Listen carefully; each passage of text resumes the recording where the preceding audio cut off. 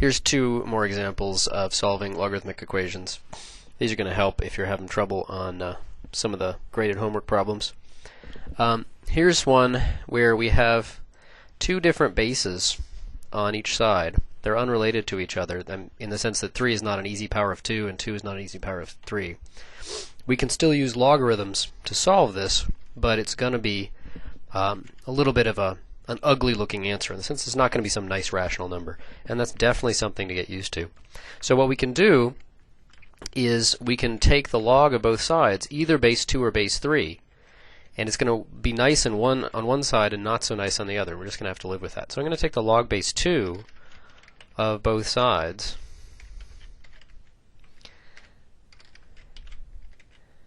and then I want to remind you, I put down here the log properties. You always want to be, when you're solving any kind of equations involving logs or using logs to solve exponential equations, you always want to make sure you have a list of these properties or remember these properties, and just sort of go down the checklist sometimes. If you're stuck, it's often just because you're forgetting one of these properties.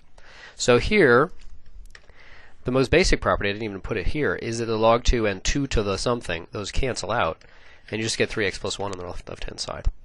Here, I've got log 2 of, let me put this in parentheses to make it clear, of something with a power in it, so that the power comes out in front, and then I get log 2 of 3. And it's super crucial to remember that that's just a number.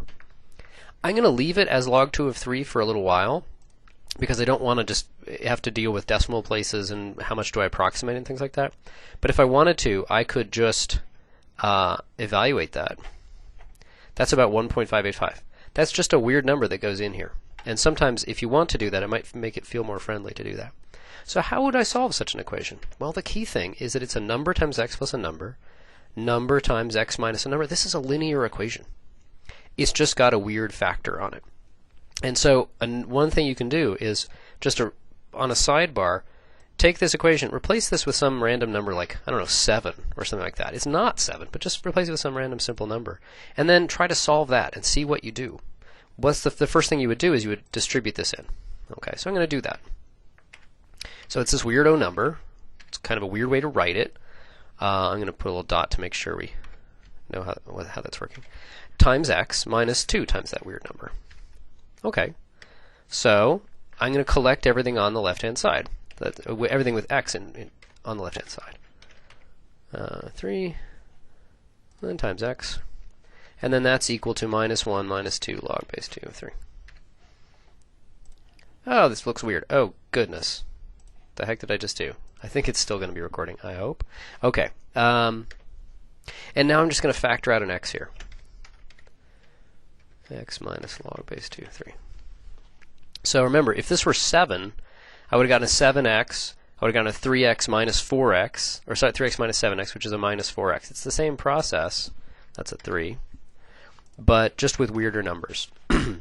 This is x times some funky number, 3 minus log 2, 3. And that's this guy. And now finally we can solve for x by dividing.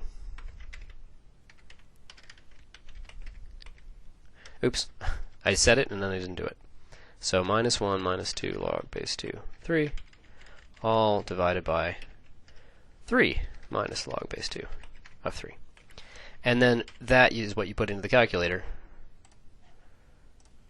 Equals minus 2.9469.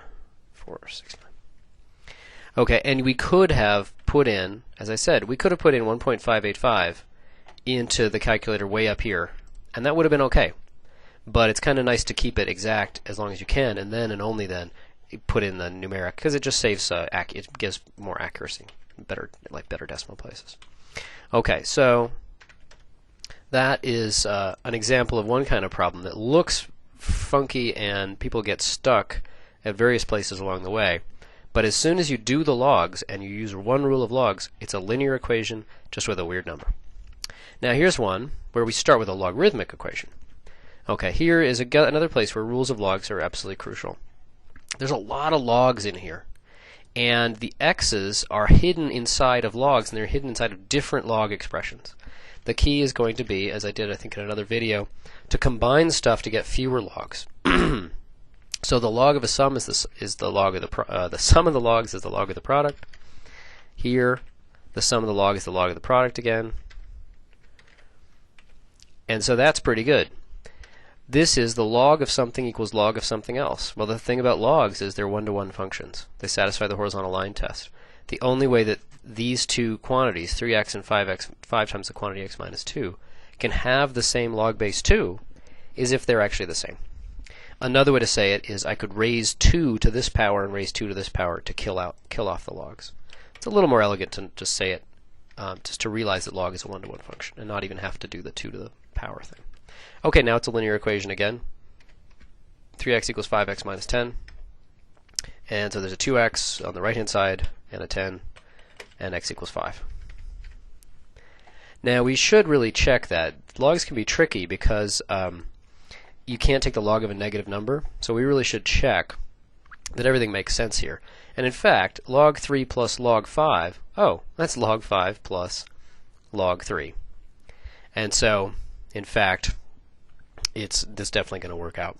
Up here, it's a little harder to check without a calculator, but at least it makes sense to plug in the x up here and here, and we could actually go ahead and check it with the calculator that works. Okay, so that's a couple of problems, just to give you a little more practice, a little more of a warning with that. And remember, always remember your log properties.